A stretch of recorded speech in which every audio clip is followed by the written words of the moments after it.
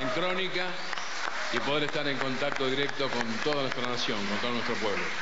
Bueno, te pido que nos sentemos un poquito para charlar y claro, le vamos a hacer preguntas a Roberto que tienen que ver con sus comienzos primero.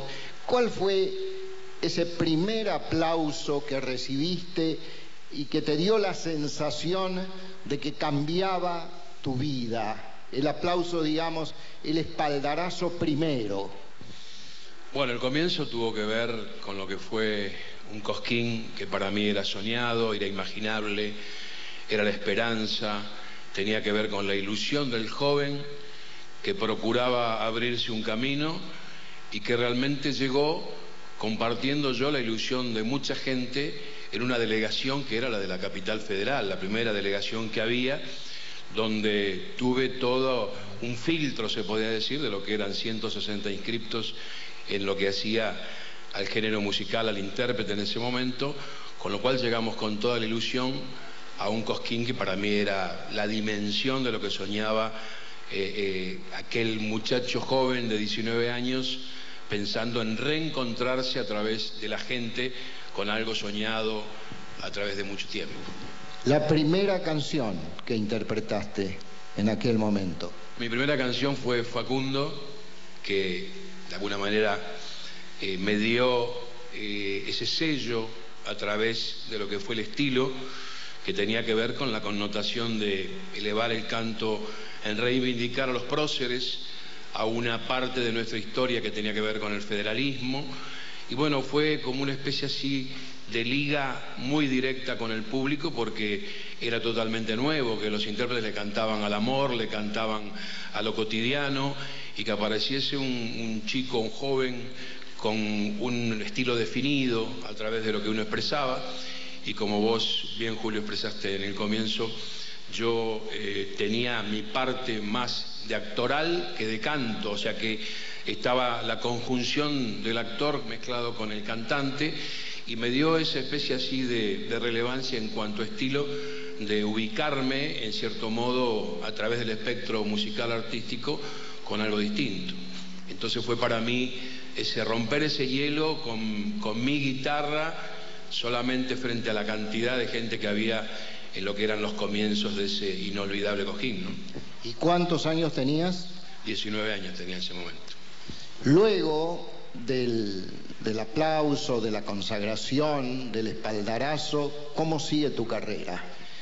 Bueno, yo te diría hacer un pequeño respiro en esta narrativa, porque en el medio de esto aparece una figura, un hombre, un amigo, que tuvo mucho que ver también con vos, y es un buen momento de homenaje, este recital que me da la posibilidad Crónica de recordar a aquel entrañable amigo que se llamó Hernán Figueroa Reyes, con el cual el Flaco me dio la posibilidad, en principio, de notar lo que uno mostraba a la gente, que fue un día miércoles inolvidable para mí de actuación, y actué el día sábado con sus músicos, con lo cual para mí fue tocar el cielo con las manos, porque de un profesional como él venía, que me cediera la capacidad de tener sus músicos para cantar, fue como iniciar un camino con el cual, al llegar a Buenos Aires, tenía la sorpresa de firmar el contrato con la CBS.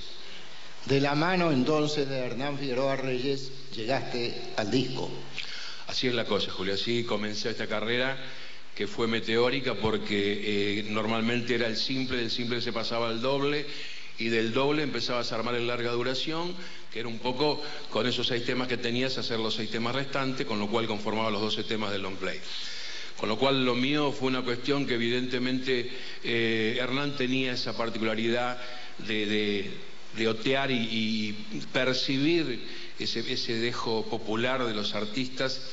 Y bueno, parece que fuese una necrológica, ¿no? Pero uno tiene la virtud de ser agradecido en muchos casos, y en esa retahíla de gente lo reviví hace muy poquito tiempo, que tuve el gusto de estar hace días nomás en Misiones, con lo cual me encontré con el cariño difícil de la mujer hacia la mujer, de María Elena, de revivir lo que era en su momento la Peña del Flaco con Miguel Saravia, con lo que tenía que ver con lo que era en ese momento recordar a gente como que hace poquito tiempo se nos fue también el querido Chango Nieto, gente que es afín a lo nuestro, Julio, que tiene que ver con lo que hizo en su momento el esplendor, la contención que hacía a la parte artística de esa época, ¿no? A propósito del Chango y a propósito de Rimoldi y Fraga, fueron 2 ocasiones en las que Hernán, con quien éramos muy amigos, ¿no?, me pidió ser el presentador, ¿no?, de esos chicos, de esos pibes a los que le veía condiciones como para llegar, ¿no? Y bueno, ocurrió con Roberto Rimoldi Fraga y también con el Chango Nieto. Vale pues el recuerdo que vos tenés por Hernán y por el Chango, porque además de cantores importantes fueron muy buenas personas, ¿no? El cine también te dio una posibilidad junto a una gran actriz argentina como Thelma Viral, ¿no? Sin duda, vos tuviste que ver también en ese momento en trabajar con una productora como fue Aries, y de la mano de Fernando Ayala y de Héctor Olivera se realizó una película que para mí fue emblemática porque tenía connotaciones con lo que significó algo muy doloroso para todo lo que hace al nucleamiento que tiene que ver con el virreinato del Río de la Plata en su momento y a lo que era un imperio como Paraguay, ¿no? Esa guerra de la Triple Alianza que todavía evidentemente está en el dolor de quienes gustamos de la historia. Fue una guerra fratricida, al cohete se puede decir, porque lo que de alguna manera los países envidiaban era el poder que tenía Paraguay en ese momento con industria pesada y trenes y cosas por el estilo.